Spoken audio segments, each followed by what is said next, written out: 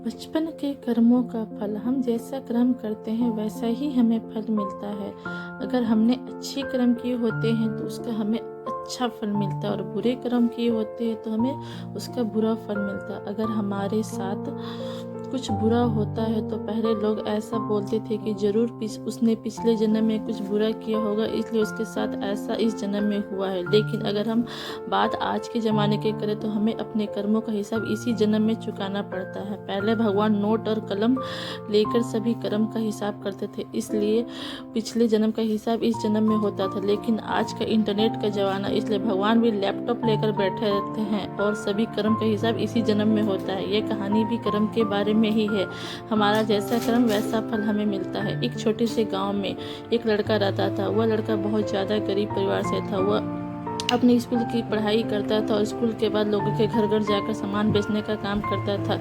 इस तरह घर घर जाकर सामान बेचकर उसे जो भी पैसा मिलता था उसी पैसे से वह अपनी स्कूल की फीस भरता था। ये लड़का हर रोज की तरह एक दिन स्कूल के बाद दोपहर को सामान बेचने के लिए निकला। उसे भूख बहुत जोर की लगी थी। उसने ये तय किया था कि आज जो भी घर जाऊंगा उसे सामान बेचूंगा, उसे पैसा नहीं लेकर खाना मांगूंगा। वह एक घर के पास जाता और बाहर से दरवाज़ा खटकाता। उस घर में से एक लड़की बाहर निकलती और वह दरवाज़ा खोलती है। इस लड़के ने उससे पानी मांग लिया। लड़की ने देखा कि लड़का बहुत थका हुआ है।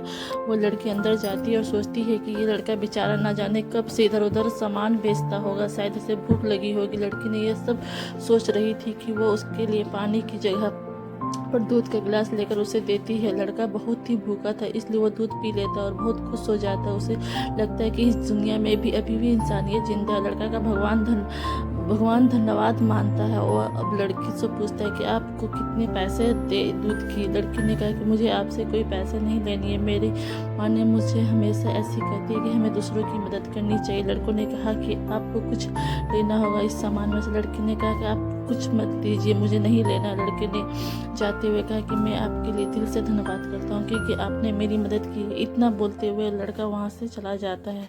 कुछ समय के बाद इस लड़के ने अपनी स्कूल और पढ़ाई कॉलेज पूरी कर ली, एक अच्छा सा डॉक्टर बन गया।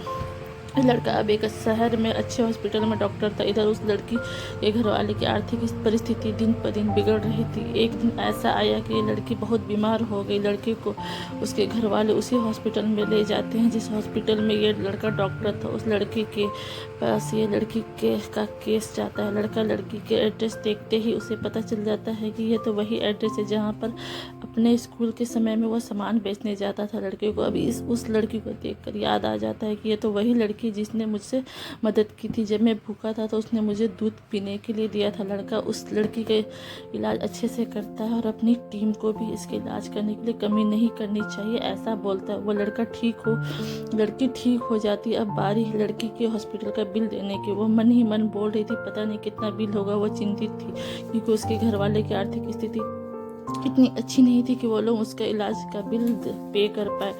लड़की ने जैसे ही बिल का लिफाफा हाथ में लिया वैसे उसने देखा कि उसका इलाज जो हुआ तो सब लिखा हुआ था कि एक छोटी सी पर्ची थी। उस पर्ची में लिखा था कि आपने इस इलाज का बिल बहुत पहले सालों एक गिलास दूध से पे कर दिया। डॉक्टर तभी वहाँ तक पहुँचा और लड़की उनको पहचान लेती है और उनसे कहती है कि आपका बहुत बहुत शुक्रिया मोरल। अगर आप कुछ अच्छा करते हैं, अच्छा ही आपके पास घूमकर जरूर आएगा। अक्सर हमें कर्म का हिसाब का फल मिलता है। जैसे हम कर्म करते हैं वैसे फल मिलता है, हमारे कर्मों का फल मिलता है। वीडियो अच्छा लगा तो please like share and subscribe.